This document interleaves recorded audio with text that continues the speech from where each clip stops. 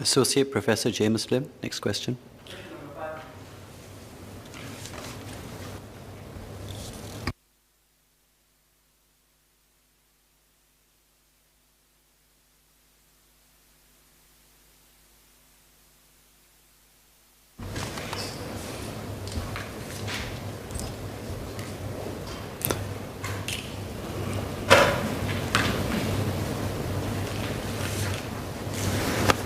Mr. Deputy Speaker, sir, with your permission, I'd like to take questions 5 and 6 together. Yes, please.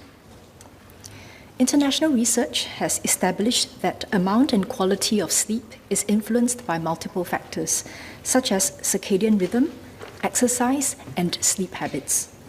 MOE has also recently commissioned 2 research studies on the impact of factors affecting sleep duration and sleep quality of our students in Singapore. This will help us better understand how later school start times could contribute to students' longer sleep duration. Currently, schools start no earlier than 7:30 a.m. Schools have the autonomy to adopt a later school start time, taking into consideration factors such as parents' feedback, school end time, impact on after-school and inter-school programs, transport provisions, and traffic situation around the schools. MOE will consider the results of the local and overseas research. Apart from whether school start time should be delayed, we will need to work with parents to improve sleep hygiene, manage the overall load on students, as well as their use of digital devices. Thank you. Associate Professor James Lim.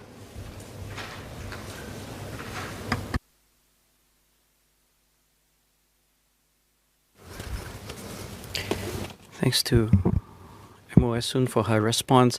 I have a quick follow-up question, and I wonder if MOE will consider, if the idea of a wholesale change in start times is impossible, whether staggered start times just for primary 3 onward or for secondary school only is possible. And part of the motivation behind this, of course, is we understand that pre-puberty circadian rhythms do predispose children to sleep around 8 or 9 p.m. But after the onset of puberty, which is typically around 10 or 11 for girls, a couple of years later for boys, pre-adolescents experience sleep phase delay of about 2 hours.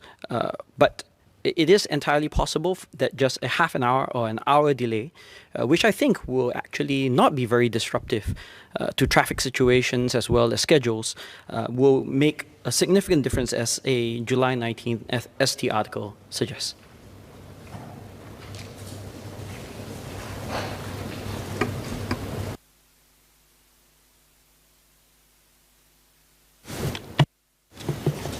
I thank the member for his suggestion. I think right now, because of our safe management measures, actually schools have already implemented staggered start times as well as end times. I had earlier mentioned that the MOE had contracted 2 research studies. We'll be looking to the results of those studies to better inform us as to how we can implement more wholesale guidance to schools on start times and end times. To share more, the 2 related projects will help us better understand how the complex issues related to our adolescents' sleep patterns and time use can be addressed comprehensively. Thank you. Mr. Lim Biao Chuan.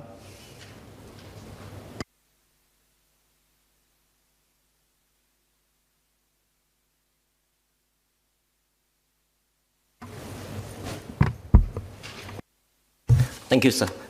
May I ask the Minister for State whether, in the light of the question from Ms. Cheng Li Hui, whether the schools want to encourage parents to get their children to sleep early.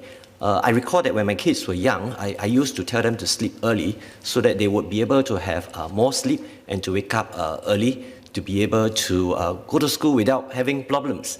So instead of getting school to start later, we not consider asking children to sleep earlier to get their full quota of available sleep. Thank you.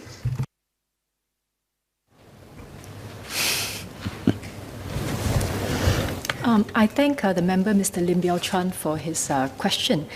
Indeed, he has raised a very important point, which is that actually delaying school start time may not translate directly into gain in students' sleep duration. He mentioned good sleeping habits. Indeed, they matter. They're an important factor. A local study by Professor Michael Chi in 2016 showed that a 45-minute delay in school start time resulted in a 10-minute increase in sleep time for students from one school in Singapore. An overseas study in Seattle, 2018, reported an additional of 34 minutes of sleep when school started later by nearly an hour. And that's why we have commissioned the two studies to understand the matter, the topic better. And Mr. Lim Biao Chuan has mentioned a very important point, which is that we need to work closely with parents so that the students have good sleeping habits, good sleep hygiene. I had mentioned the use of social media devices in my main reply. These are all factors that we need to consider as we think about how to better improve sleep quality for our students. Thank you. Mr. Leon Pereira.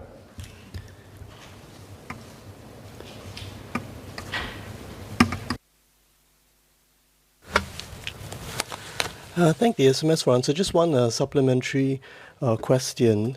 I think in previous discussions of this issue of school start times, one consideration that was brought to bear was the possibility of traffic congestion.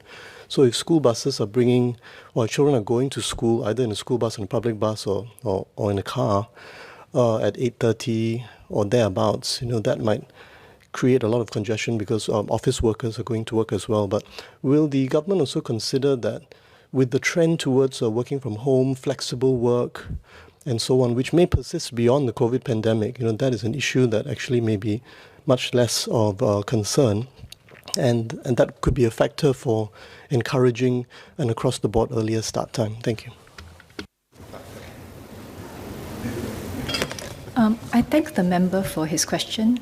Indeed, I think the factors he had raised have been raised recently in a Straits Times article. So the MOE will consider these factors holistically. As I mentioned in my main reply, the MOE will take into consideration parents' feedback. We will look at the impact on after-school and inter-school programming, and also transport provisions and transport conditions around the school. So I thank the member for his suggestion. Thank you.